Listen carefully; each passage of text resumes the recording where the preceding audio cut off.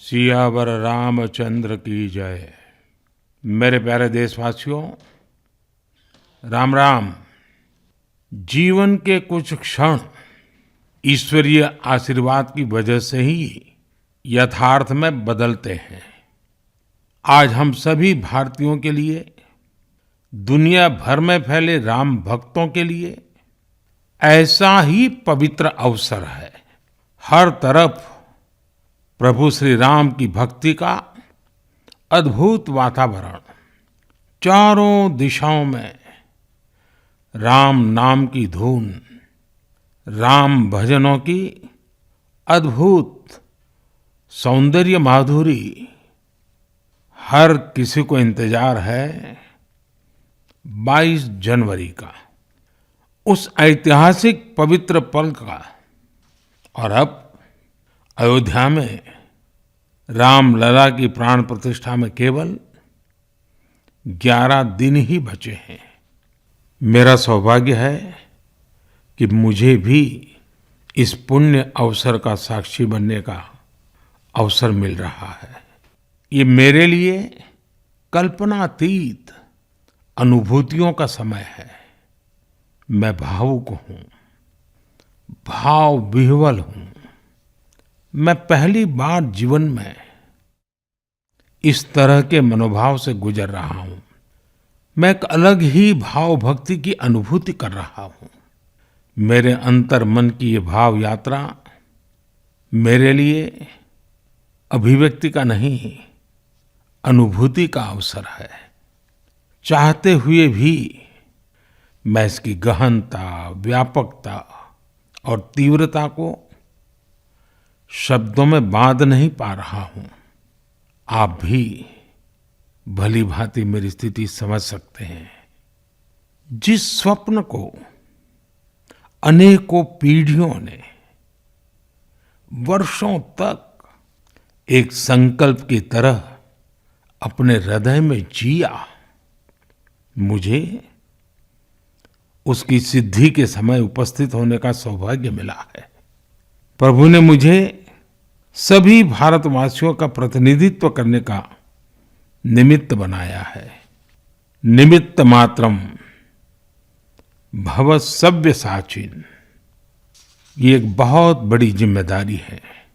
जैसा हमारे शास्त्रों में भी कहा गया है, हमें ईश्वर के यज्ञ के लिए, आराधना के लिए स्वयं में भी दैवीय चेतना जागृत करनी होती है। इसके लिए शास्त्रों में व्रत और कठोर नियम बताए गए हैं, जिन्हें प्राण प्रतिष्ठा से पहले पालन करना होता है। इसलिए आध्यात्मिक यात्रा की कुछ तपस्वी आत्माओं और महापुरुषों से मुझे जो मार्गदर्शन मिला, उन्होंने जो यम नियम सुझाए हैं, उसके अनुसार मैं आज से 11 दिन का विशेष अनुष्ठान आरंभ कर रहा हूं। इस पवित्र अवसर पर मैं परमात्मा के श्री चरणों में प्रार्थना करता हूं, ऋषियों, मुनियों, तपस्वियों का पुण्य स्मरण करता हूं और जनता जनार्दन, जो ईश्वर का रूप है, उनसे प्रार्थना करता हूं कि आप मुझे आशीर्वाद दें, ताकि मन से, वचन से, कर्म से मेरी तरफ से कोई कमी ना रहे। साथियों, मेरा ये सौभाग्य है कि 11 दिन के अपने अनुष्ठान का आरंभ मैं नासिक धाम पंचवटी से कर रहा हूं। पंचवटी वो पावन धरा है जहां प्रभु श्री राम ने काफी समय बिताया था। और आज मेरे लिए एक सुखद संयोग ये भी है कि आज स्वामी विवेकानंद जी की जन्म जयंती है। ये स्वामी विवेकानंद जी ही तो थे जिन्होंने हजारों वर्षों से आक्रांतित भारत की आत्मा को झकझोरा था। आज वही आत्मविश्वास भव्य राम मंदिर के रूप में हमारी पहचान बनकर सबके सामने है। और सोने पर सुहागा देखिए, आज माता जीजाबाई जी की जन्म जयंती है। माता जीजाबाई जिन्होंने छत्रपति शिवाजी महाराज के रूप में एक महामानव को जन्म दिया था। आज हम अपने भारत को जिस अक्षुण्ण रूप में देख रहे हैं, इसमें माता जीजाबाई जी का बहुत बड़ा योगदान है। और साथियों, जब मैं माता जीजाबाई का पुण्य स्मरण कर रहा हूं तो सहज रूप से मुझे अपनी माँ की याद आना बहुत स्वाभाविक है। मेरी माँ जीवन के अंत तक माला जपते हुए सीताराम का ही नाम भजा करती थी। साथियों, प्राण प्रतिष्ठा की मंगल घड़ी, चराचर सृष्टि का वो चैतन्य पल, आध्यात्मिक अनुभूति का वो अवसर, गर्भगृह में उस पल क्या कुछ नहीं होगा।